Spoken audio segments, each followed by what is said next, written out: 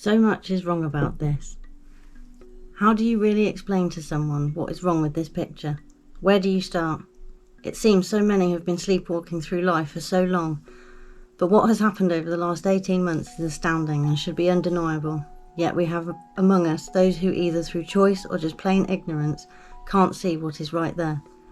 I have already highlighted in my previous article, It Looked Sinister, about the odd and fatal happenings within the NHS and care system. But that is one part of a very big unfolding picture which is proving to be too large to really break down into a quick chat or a briefing, or of being able to get someone up to speed, as it were. And that is not by accident. It's meant to be that convoluted and divided, otherwise it would be so obvious no one would have fallen for it. I have never wanted to be right about what I had theorised would happen, either before this about where our society was going, or after the pandemic started to rear its ugly head as an organised plot. Being this way, suspicious, cynical and seeing corruption everywhere, as my grandpa puts it, isn't a choice. I see what is there, but sometimes think I would gladly shut it out if I could.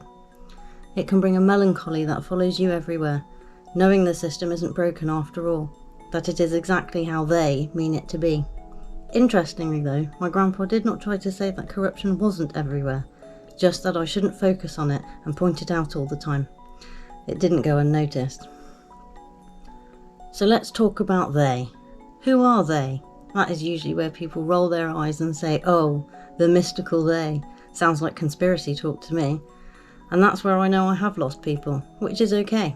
I don't demand that they have the same interests as me or be willing or able to undertake complex thought.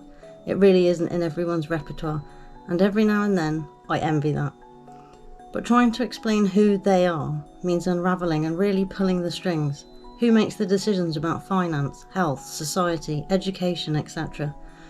It would appear to be politicians. They are the face of the people, but they do not design the systems.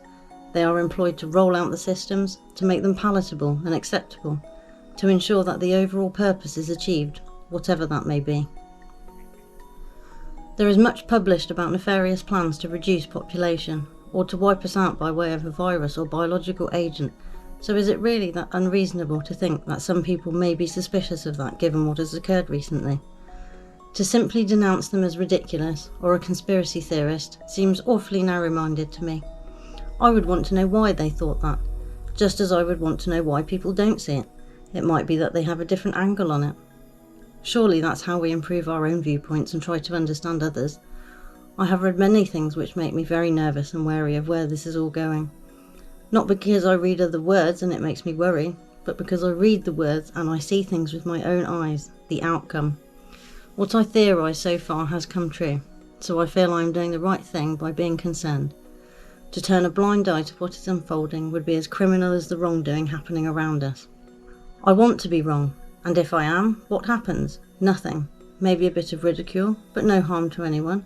I have not given advice or told anyone what to do with their life. But what if I am right? And what if it is going where I think it is being steered towards? I would want to know I did something, that I said something, that I tried. And although films are thought to be fiction, we appear to be living in a rather macabre mix of many of them all at once right now. I will close with what appears to be an extremely apt quote from a film some of you may be familiar with. Because while the truncheon may be used in lieu of conversation, words will always retain their power.